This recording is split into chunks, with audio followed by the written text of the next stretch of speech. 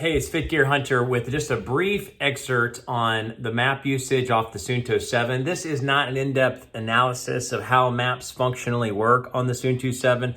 It's mostly just a simple touch point for how the experience was versus the Garmin 945 or the Garmin Fenix 6 or the Garmin system of map usage.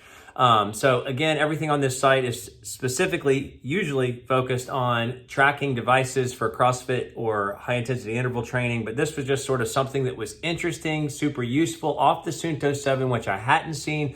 So you can obviously see detailed maps on the Apple Watch. You can obviously see them, I believe, on the Samsung, but Garmin was the only one in the sports industry side that had true mapping. But with the Suunto 7, because it has a backdrop of the Wear OS, you can actually get pretty reasonable maps when you're actually on a trail. So I did a hike this weekend with my family, and I was just able to see where we're at in the route, where to, track us for the, where to go next.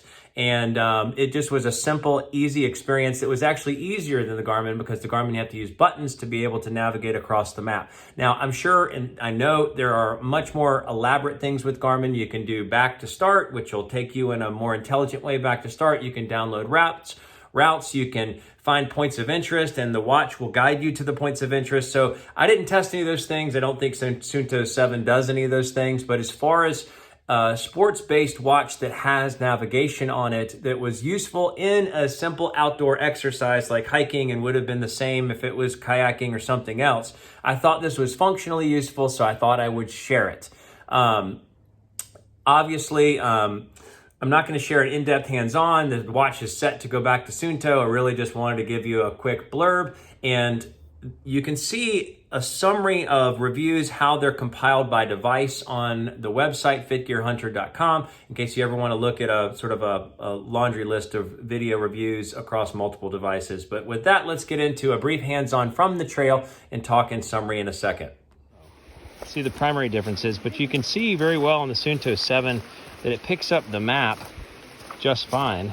It'll time out so it saves battery life, compared to the Garmin 945, which has the same mapping system on it. But I do love on the 7 that you can track your distance just like you can on the 945. Trail, you could see there was a split of different directions, and you could just pan over to be able to see that it goes back to the same sort of central point to meet up with the broader loop. But you can easily, just with the map system, pan over and see that this version leads along the water. So hopefully it'll be a better experience. So again, you would have to click one of these buttons to pan zoom, use the side button to back up to be able to see that the course, and you want to go this way, you have to edit through it all to be able to get it to move, to be able to see that the course meets back up at the middle like we saw on the Suunto. The only minor navigational piece on the Vantage V2 is just the compass. Once you calibrate it, it just gives you a directional, but there are no other map-like features. Okay, so what do we see? We obviously saw it was just functionally helpful because you could see where you're at on the map and it'll show you your route, the red line. You can see where you're going back to your path, but when you get into a fork, you can see that as long as it's just sort of a previously marked trail that's on the mapping system, you could see how to follow another line to get back to where you wanted to go, but just to be able to explore in other ways further, which you can always could have seen on the Garmin map system. The Garmin map system is awesome. I have not found another sports-based watch that has an elaborate mapping system on it. Garmin is just way out of the gate ahead of everything, but this was actually a visually better experience, an easier to use experience just for tracking a trail and just sort of moving, using my finger to move across the trail just to be able to see what options we have when we got up to a different turning point. So just thought I'd share it. Fit Gear Hunter, or also feel free to check out the video library on fitgearhunter.com and stay tuned for more.